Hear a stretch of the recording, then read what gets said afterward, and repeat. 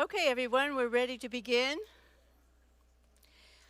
I just want to remind you that the purpose of these lectures is to help you learn how to read the Bible better yourself so that you can grow in the knowledge of the Bible on your own. We're not here to teach you the Bible. I like to think of it like something like we're giving you the aroma of good food, but you actually have to take the Bible and read it to taste how good it is. Okay? So let's get started. one of the tools that we use throughout is the 3 R's. So let's review them again because they're so important. The first R is good, revelation of God to man. And the second R, the rebellion of man against God. And the third R, good, redemption of man back to God. So last time and today during your table discussion, you were talking about chapters 21 to 30. And just a quick review, we learned about Abraham, who's the father of faith, chosen by God, with the Abrahamic covenant promising a Savior, one seed from his line. And that God alone will be the chosen one to determine who will follow Abraham. And he chose Isaac. And Isaac was a man who honored his father and mother, and he was faithful to God mostly. And then his son, Jacob, was chosen next. And Jacob served Laban for 20 years, and during that time he gained family and wealth. But favoritism was rooted in the family line because through him. Today we continue the story of Jacob, and we'll focus on his favorite son, Joseph. We'll give you the aroma of what's to come, so get ready for a wild ride. Okay, so Jacob obeys God and departs from Laban, and he has the support of his wives, while Laban is out shearing his sheep with his sons about 3 days' journey away. When Laban hears about Jacob leaving, he chases after him. And why? Because he wants to find those family idols that were stolen from his household. And we'll learn more about those later. But he couldn't find them, so he makes a covenant with Jacob and draws a line in the sand and says, neither of us will cross over this line to depart evil to the other. So this is God in action trying to cover Jacob's backside as he's leaving to go into the promised land. So Laban's not going to be chasing after him again and again, and his brothers or his own sons aren't going to chase after him, protecting Jacob. But Jacob has a problem because he's going towards the promised land and Esau's there. And the last time he saw Esau, he was going to kill him. So what does he do? How is Esau feeling now? He doesn't know. So he sends an enormous gift of wealth forward by a servant to give to Esau, hoping to appease him. And you get to read all about that. But the new thing is that this Jacob now prays to God. And after his prayer, that evening, he actually wrestles with God. He wrestles all night with God, refusing to let go. And God finally touches his hip and dislocates it and tells him his name is now changed to Israel, one who struggles with God. So, though his body was crippled, his faith was strengthened because now he is surrendering himself to God. Next, we come to a story that sort of seems like a side story about Dinah. Now, Dinah was the daughter of Leah, and she went off into the Canaanite area and was raped by the son of the ruler of Shechem. Her brothers, that son wanted to marry her.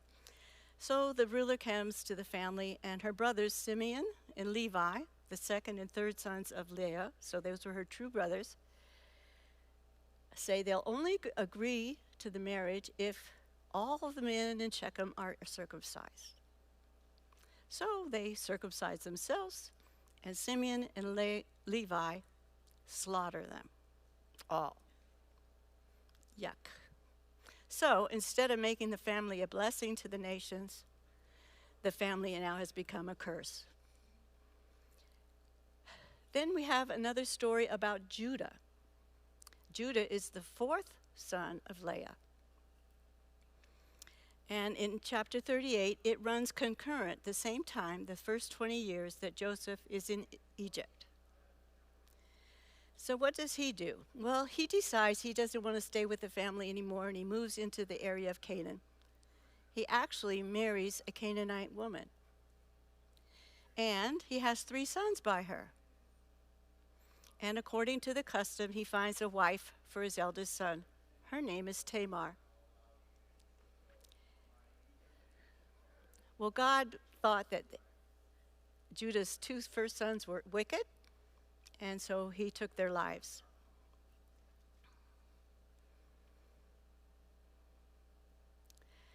Later, Judah was seduced by Tamar because he didn't keep his promise to offer his 3rd and last son to her in marriage. The results of that union were 2 twins, Perez and Zerah. But you get to read how God opened Judah's eyes, and he repents, and he declares that Tamar is more righteous than I. And then we come to Joseph. Joseph is the favored son of his favored son of Jacob, and from his favored wife of Rachel. And he gives his son a coat of many colors. This and his God-given dreams that he would one day rule over all his brothers caused great jealousy, envy, and hatred. And the brothers sold him as a slave. He was taken to Egypt and became the favored slave of the Potiphar. But Potiphar's wife falsely accuses him. And there's a lot of years that go by during that. It's not just all one after the other after the other. And you get to read all those juicy details later. Okay, so after this false accusation, he was thrown into prison. While he was there, he interpreted the dreams by God's help of 2 officials. And he asked one of them to remember him to Pharaoh. So all the while these things were happening to Joseph, God was helping Joseph to learn leadership skills. He was helping him to learn the customs and the language of the Egyptians. He was preparing him for what he had next. So now we get to what are some of the customs.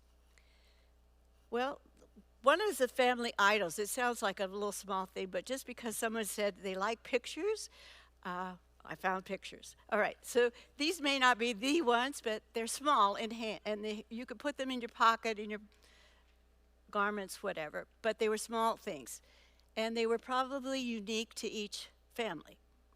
And what did they represent? Well, they represented ownership. Whoever held these things had ownership over the property of the patriarch.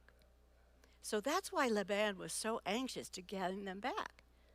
Right? He didn't want someone else to come inside and take away his son's inheritances. And he made that covenant with the line in the sand. Okay. The next item on customs is robes. Probably not really a custom, but I just wanted you to see the difference. So most shepherds' clothing were very plain and out of white or light cloth, so you couldn't tell one shepherd from another.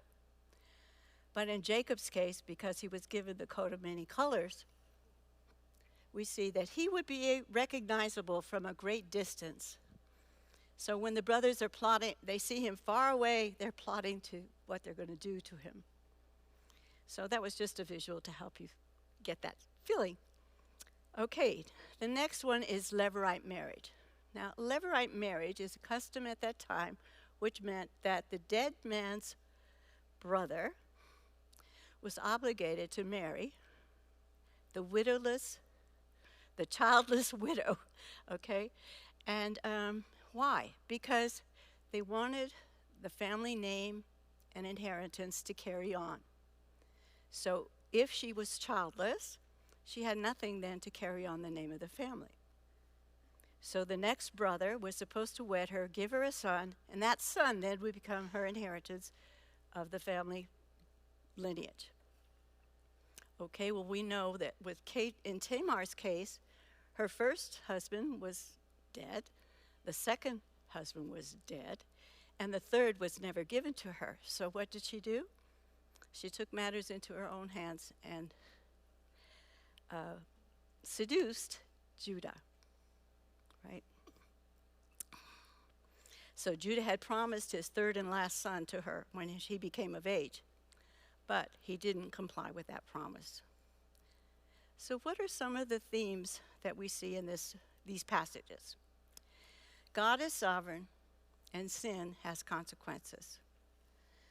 We see Jacob's weaknesses are reflected in his sons, and they sell Joseph to slave traders because of envy. Jacob had deceived his father with goat's hair on his arms, but he also deceived himself when the goat's blood was put on Joseph's coat of many colors, and he declared, "A beast has devoured my son," and he suffered great grief. Reuben, Simeon, and Levi, the first three sons of Leah, all sinned against their father, and they lost the father's blessings because of it. God works with flawed people. Yeah, go figure. We are flawed too, right? God appears to Laban and tells him not to speak to Jacob, either good or bad, and that's again a protection of Jacob as he's going into the promised land. Judah leaves his household to marry a Canaanite woman, yet God chose Judah to be the next in line to fulfill the promised seed. Judah. Tamar deceived her father-in-law Judah, but in order to claim her rightful place in the lineage that she had been married into originally. God is not a God of confusion. He continues to separate the children of flesh from the children of promise. So even though Esau and Jacob finally reconcile, after the reconciliation, they depart their ways and don't meet again until they bury their father. God uses obstacles to refine us. Laban's trickery was used by God to teach Jacob patience and humility. God gave Jacob a physical reminder that his strength is made perfect in our weaknesses, much like Paul's thorn in the flesh in 2 Corinthians 12, 7 through 9. God's tests improve our perseverance. God wrestled with Jacob, testing his will, but Jacob finally relents and surrenders to God. Joseph passed several tests of temptation by Potiphar's wife. It wasn't just a one-time thing. She was always trying to get him because he was so handsome. Despite the series of injustices and trials that Joseph faced, he remained faithful to God. Where do we see God revealed in these chapters? He reveals himself several times to Jacob, to Laban, and to Joseph, and I want you to discover those times, okay? How about man rebelling against God? Well, we've already named some of them, but just quickly, Reuben sleeps with his father's concubine, Bilhah. That was his sin. Simeon and Levi, as you know, slaughtered all these people. He take revenge. Judah leaves his household and gets caught up in sleeping with Tamar, disguised as a temple prostitute. Tamar used a sinful method to gain what she was rightfully hers. Joseph's brothers sell him into slavery. So many ways we see rebellion against God. Not waiting for God, not trusting God, but taking action on their own. How does God redeem man back to himself? Jacob repents after wrestling with God, and he surrenders his life to them then. And we see a different Jacob as he is named Israel from there on. Judah confesses his sin and declares, she is more righteous than I, recognizes his guilt, recognizes his drifting away, and actually returns to the family. Tamar, though flawed, is one of 4 women named in the Toldot of Jesus. So that's found in Matthew 1 through 17. So she indeed is righteous by God's standard. God redeemed the relationship between Esau and Jacob, which brought peace to the family. Where do we see Jesus? Well, Joseph is a picture of Jesus Christ, and even more so next week, as you'll see. But how many similarities can you find now in between Jesus and Joseph and their lives? So briefly summarizing again, God didn't choose Jacob because of who he was, but because of what he would become. Jacob's life was filled with conflict, but God grew his faith. God reaffirmed the Abrahamic covenant with him as he did with Isaac. Jacob wrestled with God and surrendered his life to him as a new Jacob, Israel. He learned obedience through suffering. The phrase, the Lord was with Joseph, is repeated several times in Joseph's story, and I'd like you to look for those times because it's very clear that God is with him. And in spite of his trials, Joseph remains faithful to God. In conclusion, these stories remind us that God's plans rest on his grace alone and not our worthiness. So I'm so thankful that God finds me worthy, and not my worthiness, but he chose me anyway, in spite of it. And I'm thankful for you to be here, that he chose you. And next time we will conclude with Jacob's story, at the end of his life, his blessings on his sons, the reconciliation of the brothers to Joseph, and the planting of a nation in Egypt. So, as you go, may your eyes and heart be opened by God to see the God the Redeemer as you study this week's lessons, chapters 31 to 40.